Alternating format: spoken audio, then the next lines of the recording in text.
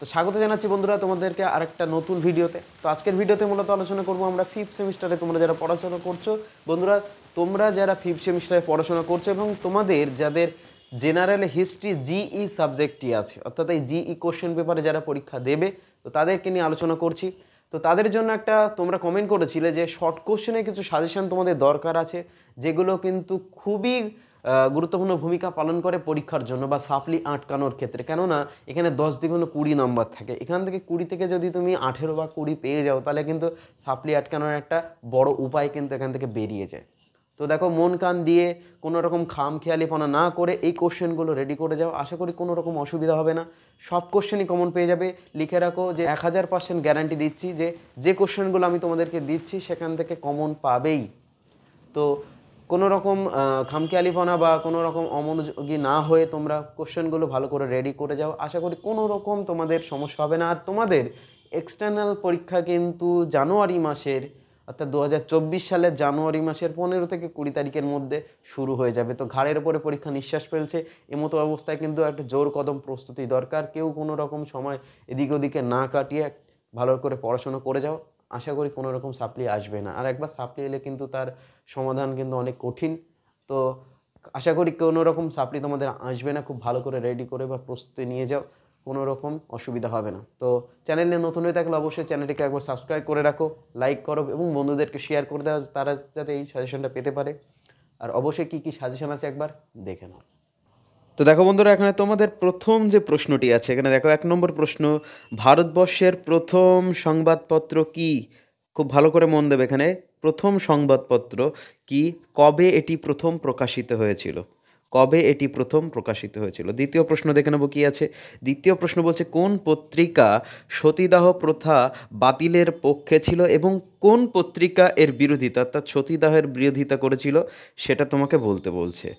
এই কোশ্চেনগুলো কিন্তু অত্যন্ত গুরুত্বপূর্ণ। মাত্র 21 থেকে 22টা কোশ্চেন আমি তোমাদের জন্য দিচ্ছি, এর মধ্যে থেকেই পরীক্ষায় তোমরা 15টা পেয়ে যাবে। আর চ্যানেলে যদি নতুন হয়ে থাকে বন্ধুরা, তোমরা মাঝে মাঝে সাবস্ক্রাইব করতে ভুলে যাও, অবশ্যই যাও গিয়ে সাবস্ক্রাইবটা করে আসো।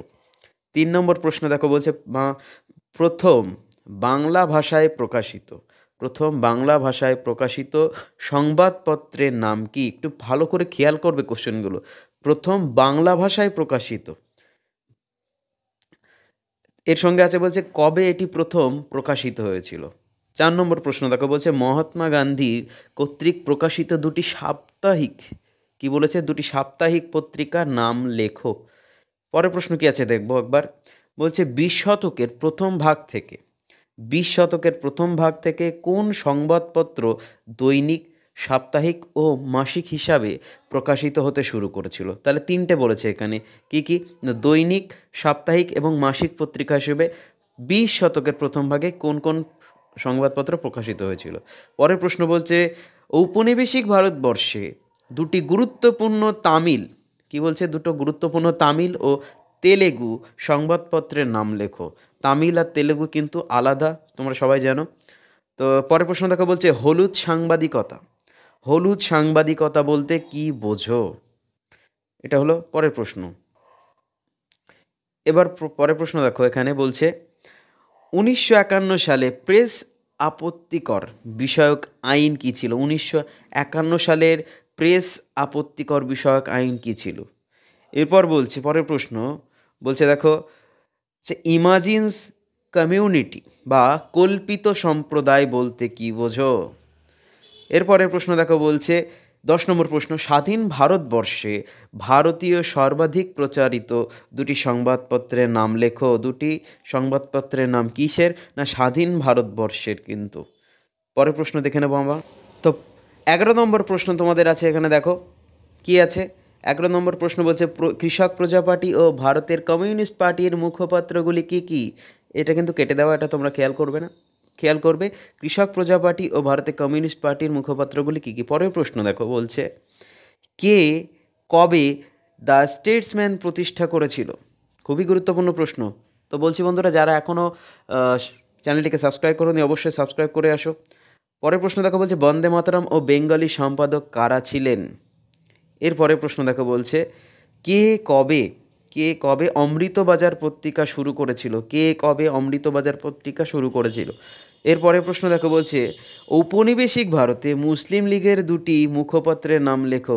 এখানে কিন্তু বলে দিয়েছে ঔপনিবেশিক ভারতে। পরের প্রশ্ন দেখো, বলছে মুদ্রণ বা প্রকাশে নিষেধাজ্ঞা জারি করেছিল এমন দুটি প্রেস আইনের নাম লেখো। পরের প্রশ্ন দেখো, বলছে এরপরে প্রশ্ন বলছে দেখো, টাইমস অফ ইন্ডিয়া, কি বলছে, টাইমস অফ ইন্ডিয়া কবে প্রথম প্রকাশিত হয়? এর প্রকাশক কে ছিল?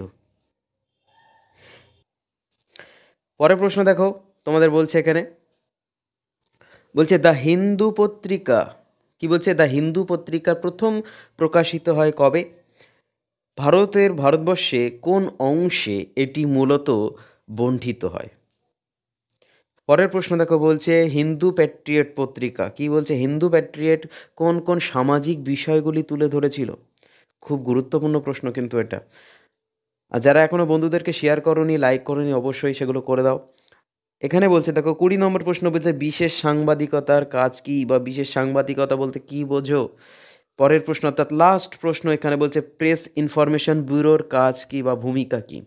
কি বললাম, প্রেস ইনফরমেশন ব্যুরোর ভূমিকা কি? তো এইগুলোই মোটামুটি তোমরা পড়ে যাও। আশা করি এর মধ্যে থেকেই 15টা কমন তোমরা অবশ্যই পেয়ে যাবে। সেখান থেকে তোমাদেরকে মাত্র 10টা লিখতে হবে। তো আশা করি এই মাত্র 20টা কোশ্চেন বা 21টা কোশ্চেন তোমাদের পড়তে কোনো রকম অসুবিধা হবে না।